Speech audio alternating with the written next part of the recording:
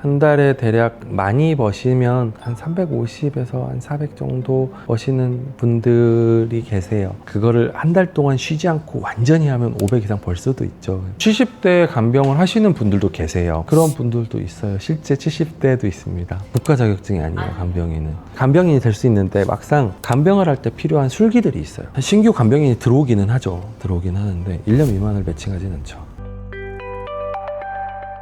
간병인의 실제 하루의 병원 생활을 한번 살펴보면 일단 하루에 4번씩 기본적으로 바이탈 사인을 재야 돼요. 그러면 간호사가 6시간에 한 번씩 와서 혈압, 맥박, 체온 재잖아요. 그리고 약 있는 시간에 약을 들어오죠. 그리고 처치하러 의사들 또 오고 이러면 실제 환자들도 계속 2시간에 한 번씩 계속 깨요. 그죠? 그러면 간병인도 같이 깰 거 아니에요. 일단 간병인도 길게 잠을 잘 못 자요. 잘 못 자요. 첫 번째 잘 수가 없어요. 그리고 간병인 침대가 되게 작잖아요. 옆에 병원에 있는 조그만 침대 되게 불편하단 말이죠. 간병 해보면 알겠지만 부모님 옆에서 자면 그거 한 이틀만 자면 몸이 너무 아파요. 그리고 두 번째는 환자를 보는 게 되게 주의 깊은 집중력이 필요해요. 관찰이 되게 중요하다고 말씀드렸잖아요. 그러니까 환자의 상태를 계속 보고 환자가 원하는 시간에 깨고 돕고 해야 돼요. 환자가 갑자기 화장실에 가면 같이 가서 가주고, 그리고 식사할 때도 다 환자 속도에 따라 다 맞춰서 해주고 양치해주고, 그리고 뭐 기저귀를 갈거나 그럴 때 갈아야 되고 해야 되는 업무들이 되게 많아요. 근데 그게 환자에 맞춰서, 그리고 이게 딱 뭐 로봇처럼 하는 게 아니잖아요. 소통하면서 해야 되고, 그리고 말도 사실은 조금씩 조심해서 해야 되는 거고, 환자는 아프기 때문에 왜 우리도 아플 때는 부모님한테 막 하는 경우도 사실은 있잖아요. 짜증내기도 하잖아요. 그러니까 간병인은 사실 짜증내기도 하거든요. 아프고 힘드니까. 그러니까 이게 몸도 힘들고 잠도 잘 못 자는데 심리적으로도 감정적으로도 좀 어려운 노동이에요. 감정 노동도 좀 있어요. 근데 그거를 24시간 동안 한 달 30일은 못 해요. 그래서 저희 간병인들 실제 보니까 간병을 되게 잘 하시고 간병을 오래 하시는 분들 보면 4일에서 5일 정도 하시고 하루 이틀 쉬어요. 또 4일에서 5일하고 하루 이틀 쉬고. 근데 가끔 2주 정도 간병을 하시는 경우에는 가족들한테 요구를 해서 일요일은 가족들이 와서 봐줄 수 없냐, 여기서 하루 쉬거나 그러고서 다시 하시기도 하더라고요. 그래서 이거를 길게 한 달 30일은 못 해요. 그러면은 아까 말씀해 주신 것처럼 4, 5일하고 쉬고 이런 식으로 했을 때 한 달에 얼마를 벌 수 있는 거예요? 그렇게 했을 때 한 달에 대략 많이 버시면 한 350에서 한 400 정도 버시는 분들이 계세요. 근데 자연히 버시면 물론 그거를 한 달 동안 쉬지 않고 완전히 하면 500 이상 벌 수도 있죠. 근데 못 버틸 것 같은데요. 그 정도 하면은 그럼 평균적으로 300 정도? 그쵸. 그런 정도 되는 거죠. 괜찮네요. 사실 날짜 대비. 집값도 안 들어가는 거죠? 나머지 15일은 집에 가셔야 돼요. 그래서 공동간병을 하세요. 병원에서 계시는 공동간병을 하시는 분들은 4인실이나 5인실에서 간병인을 한 명을 두고 써요. 그럼 이제 공동간병이 1대1 간병보다 비용이 적어요. 10만 원 정도를 내시는데, 반면에 공동간병 하시는 분들은 외국인이 되게 많아요. 교포들이 되게 많고, 그러다 보니까 이제 공동간병의 비용이 낮아지는 거죠. 그리고 간호간병 통합 서비스 요양병원에서 확대한다고 얘기했잖아요. 그거를 이제 요양병원 500개 10만 병상을 대상으로 의료 급여 안에 들어와서 하루에 2만 원에서 2만 몇천 원 정도의 비용을 추가로 내면 급여 내에서 처리가 되는 거죠. 근데 실제로는 공동간병하고 간호간병 통합 서비스하고는 사실 비슷해요. 장점도 분명히 있고 단점도 분명히 있어요. 그러니까 뭐가 좋다 나쁘다라고 이렇게 섣불리 얘기하기는 되게 어려운 거고, 진짜 제도가 정착돼 봐야 아는 부분도 있는 것 같기는 합니다. 우리나라의 그 보건복지부 통계를 한번 보면 우리나라에서 간병을 하시는 간병인들의 평균 연령은 58.3세, 그리고 두 번째 성별은 여성이 70% 정도, 남성이 30% 정도 돼요. 국적을 비교해 보면 한국인이 한 45%, 중국인이 한 45에서 47%, 나머지는 다른 러시아나 몽골 뭐 이런 분들로 비교가 되고 있고요. 그런 걸 살펴보면 실제 간병 현장에서 근무하시는 분들은 은퇴 이후에 이러신 분들이 있고, 비교적 50대 후반, 60대니까 조금 연령이 있으신 거죠. 70대도 할 수 있나요? 70대 간병을 하시는 분들도 계세요. 실제 저희 간병인들 중에 간호사를 하시다가 사회복지사를 따셨어요. 그러고 나서 자기는 간호사를 젊었을 때도 했지만 환자를 돌보는 게 보기는 천직이라고 생각을 한다고 하시고, 그러고서 실제 근무를 하시고 계세요. 그분 같은 경우에 일주일에 3, 4일 하시고 주말에 이틀 정도 쉬시고 그렇게 하세요. 그리고 되게 에너지도 있고요. 환자 보호자한테도 되게 잘하시고 그런 분들도 있어요. 실제 70대도 있습니다. 간병인이 국가 자격증이 없어요. 요양보호사는 반면에 국가 자격증이에요. 그러니까 요양보호사는 장기 요양급여 기관에서 환자를 돌보시는 분들이 요양보호사예요. 그분들은 요양보호사 자격증을 따고 그런 기관에서 소속됐으니까 근로기준법에 따르죠. 주 40시간 정도의 근로기준법에 따라서 근무를 하시거든요. 간병인은 반면에 그런 제도가 실제 없어요. 왜냐하면 말씀드렸던 것처럼 2018년도엔 간병인을 사용하는 비율이 전체 입원 환자 중에 한 3.8%였어요. 우리가 왜 예전에 마을에서 아이를 키우는 게 공동의 육아의 개념이었잖아요. 간병도 마찬가지로 가족 공동의 일이었어요.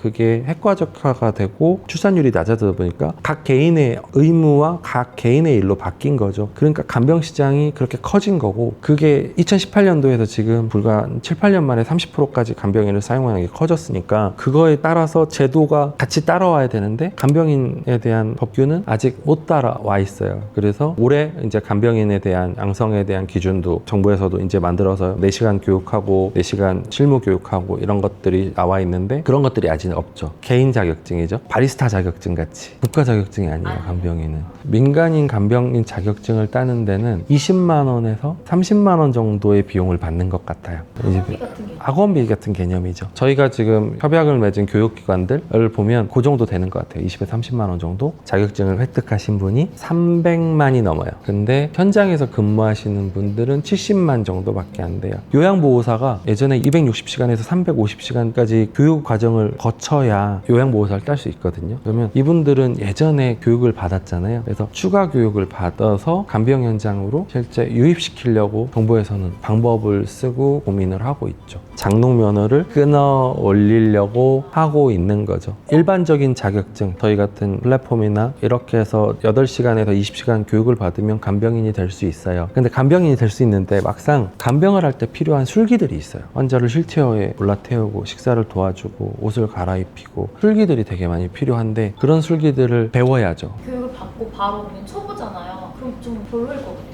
그래서 초기에 간병 자격증을 따고 막상 간병을 처음 시작하는 분들은 이제 협회 같은 데 있잖아요. 간병인 협회. 간병 실장님 한 분이 간병인 뭐 20명에서 한 4, 50명까지 모시고 있는 간병인들을 데리고 간병 매칭을 하는 이런 협회들 같은 경우에는 그런 분들이 이제 가서 간병 실장님한테 실제 실기들을 배우고 실제 거기서 마네킹을 대상으로 하거나 저희도 오프라인 교육으로 간병인들 초과 간병인 오시면 교육도 하고 이런 것들 좀 하는데 이제 그렇게 해서 오시거나 아니면 처음에는 요양병원 같이 이런 데 가서 공동간병을 하면서 그럼 거기는 의료진이 다 있잖아요. 요양병원에서 처음에 배우죠. 그래서 정부에서 지금 그 간병인 초기의 교육의 대상을 요양병원으로 삼은 게 그래서 그런 거예요. 요양병원은 의료진도 있고 의사도 있고 간호사도 있고 실제로 간호사들이 계속 옆에서 도와주면서 가르쳐주고 그러니까 현장에서 배워야 되는 거죠. 그렇게 해서 익숙해지신 분들이 플랫폼으로 나오는 거예요. 그래서 플랫폼에 있으신 분들은 경력이 없으신 분들은 사실 많지 않고 경력이 꽤 있어요. 도제식으로 배워야 되는 거고 그래서 이게 저희가 암묵지라고 얘기를 하는데 그런 부분을 암묵지는 뭐냐면 암묵적으로 진짜 이게 아는 부분인데 이걸 기록으로 남기지는 못하는 거예요. 도자기 굽는 거 암묵지예요. 적을 수 없거든요. 그러니까 이런 진짜 장인들이 가는 부분을 암묵지라고 얘기하는데 약간 간병도 사실은 암묵지의 개념이 조금 있어요. 그런 여러 가지 술기들을 익숙해지는데 한 1년은 걸리지 않을까요? 1년인가요? 생각보다 엄청 긴데요? 1년은 있어야 될 것 같은데요. 실제 지금 간병인 인력 풀에 1년 미만이 적용된다는 거 신규 간병인이 들어오기는 하죠. 들어오긴 하는데 1년 미만을 매칭하진 않죠. 리스크가 있어요. 리스크가 실제로 있죠. 환자 보호자들도 매칭을 할 때 프로필을 봐요. 결혼정보회사처럼 전부 다 그렇게 비슷하네요? 그쵸, 보죠. 내 부모님을 맡겨야 되는데 그게 있어야 당연히 매칭을 하죠. 1대1 간병을 하면 사실 13만 원 정도인데 12만 원인 경우도 있어요. 근데 그런 환자들은 뭐냐면 단순히 병원에 입원해서 간단한 수술이나 내가 거동을 할 수 있고 내가 화장실 혼자 갈 수 있고 근데 환자를 혼자 둘 수 없으니까 간병인이 있는 경우가 있어요. 그런 경우는 옆에서 환자 식사해주고 간단한 거 도와주고 옆에서 해주면 되는 거잖아요. 저희 골프 치러 가면 초보 캐디들은 캐디피가 싸거든요. 일본 캐디가 15만 원이면 초보 캐디는 9만 원, 12만 원 이런 경우도 있어요. 당연하다고 봐요. 왜냐하면 만족할 만한 서비스를 제공할 수는 없으니까 그 친구들도 그렇게 하면서 배워야 되니까 절대 못하는 분들 이런 분들은 하지 마세요. 이런 분들은 참 간병하기 조금 어려운데 환자들이 아프거나 그러면 짜증을 내거나 약간 이런 감정적인 것들을 받아줘야 되는 부분들이 분명히 있어요. 그때 욱하는 다혈질을 갖거나 그리고 비위가 좀 약해서 환자 배변이든 식사든 여러 가지를 옆에서 문제를 해결해 줘야 되는데 비위가 너무 약하거나 아니면 병원이기 때문에 혈액이나 이런 피를 보거나 이런 것들이 있을 수 있는데 그런 것들을 못 하거나 이러시고 그리고 체력적으로 힘들어요. 잠을 잘 못 자고 환자를 많이 움직여서 힘을 써야 되기 때문에 체력적으로 어려운 분들은 간병하기가 어렵죠. 공감을 잘하고 환자를 계획적으로 옆에서 J 성향을 갖고 그리고 S 성향을 가진 감각적으로 보고 볼 수 있는 그래서 SFJ 성향을 가진 간병인들이 잘하는 것 같아요. 저희 간병인 중에 실제 있으신데 남편분이 암투병으로 운영을 했어요. 암투병이 오변을 하고 남편이 돌아가셨어요. 그리고 끝나고 나서 이제 간병인을 한 10년 정도 하신 거예요. 그래서 그분이 이제 간병을 하고 나면 환자들이 되게 만족도가 되게 높아요. 그래서 저희가 간병인들을 면담을 하기도 하는데 이렇게 매칭이 됐을 때 환장이 가가지고 면담도 하는데 그 얘기를 하시더라고요. 나는 간병이 나의 천직인 것 같다고. 그리고 그렇게 할수록 내가 이 현장에서 사람들을 돌보고 이렇게 보는 게 나는 되게 즐거움이고 내가 행복하다고 얘기를 하시더라고요. 그래서 이게 기본적으로 맞는 것도 있구나 이런 것들도 느꼈어요. 13만 원에서 욕창이 있거나 아니면 뭐 기저귀를 갈아야 되거나 석션을 잘하거나 환자를 잘 보고 잘 적어서 환자 보호자의 소통을 잘하고 이러면 가족들이 나중에 그럴 때 간병인을 직접 소개해 주는 경우도 있어요. 그러면 13만 원보다 더 받을 수도 있잖아요. 그러니까 소득이라는 거는 얼만큼 노력하냐에 따라서 다른 부분이 확실히 좀 있지만 다만 처음부터 그렇게 가기는 어렵고 여기도 똑같아요. 노력하는 만큼인 거고 간병이 15만 원, 16만 원, 17만 원 더 올라갈 수도 있잖아요. 저희 카카오 택시를 부르면 그냥 택시도 있지만 카카오 블랙은 2.5배, 3배 비싸잖아요. 근데 부르는 사람들이 있거든요. 무슨 얘기냐면 프리미엄 시장은 항상 존재를 해요. 그러면 간병인들도 현재 내한테 멈추는 게 아니라 계속 뭔가를 공부하고 노력하면 프리미엄 시장으로 들어갈 수 있어요. 내가 한 달에 30일을 일을 해야 500을 벌 수 있는데 그렇지 않고 20일 조금 더 일하면 그 정도를 벌 수 있는 이렇게 될 수도 있잖아요. 그러니까 그 과정들을 하나하나 준비하고 연습하고 기록하고 이런 과정들을 거쳐야 되는 거죠. 지금 말씀드렸던 58세가 평균 연령이라고 했잖아요. 70세 넘어서도 할 수 있거든요. 그러면 어떻게 보면 평생 직장이 될 수도 있어요.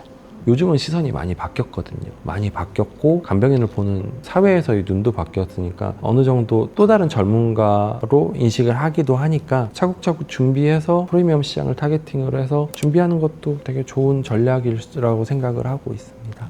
간병 현장에 나와서도 그렇게 나서 간병인이 끝은 아닌 거고 질환에 대해서 공부하고 술식에 대해서 공부하고 술기에 대해서 공부하고 그리고 심화 과정에 대해서도 공부를 하는 게 필요할 것 같아요.